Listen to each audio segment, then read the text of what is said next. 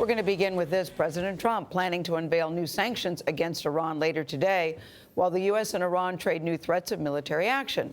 The president said in a weekend interview this: "I'm not looking for war. If there is, it'll be obliteration like you've never seen before." The U.S. blames Iran for recent attacks on oil tankers in the Middle East, which Iran denies. Last week, Iran downed an American drone it claims violated its airspace, while the Pentagon says the drone was actually over international waters.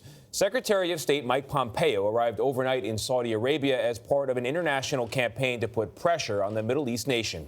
Ben Tracy's at the White House. Ben, you sometimes hear about red lines in certain administrations. Does the president have a red line here? Well, not a clearly defined one, and I think that's probably because the president is trying to give himself some space to maneuver here. As for those sanctions, the White House has not put details out on those, but they are expected to target Iran's Revolutionary Guard and its atomic agency. Meanwhile, the president is still talking quite tough.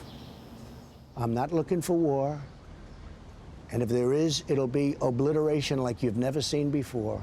President Trump likes to taunt, but says he actually prefers to talk, offering to meet Iran's supreme leader without preconditions, except for this one. You can't have nuclear weapons. And if you want to talk about it, good. Otherwise, you can live in a shattered economy for a long time to come. Despite calling off a military strike last week, CBS News has learned the president did approve a cyber strike on Iranian computer systems for rocket and missile launches. But Mr. Trump acknowledges that some in his administration want an even tougher response, including National Security Advisor John Bolton, who issued this warning Sunday.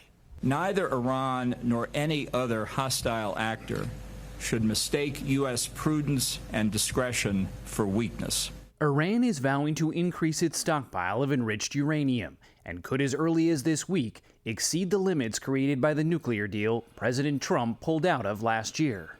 The president said repeatedly we want a brighter future for the people of the Islamic Republic of Iran.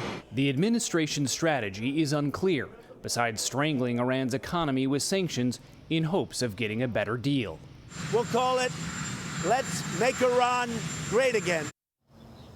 For their part, Democrats are now accusing the president of trying to solve a crisis of his own making. Meanwhile, overnight, Iran says those cyber attacks against it did not work, and they warn that they could shoot down another U.S. drone. Anthony? Ben, thank you.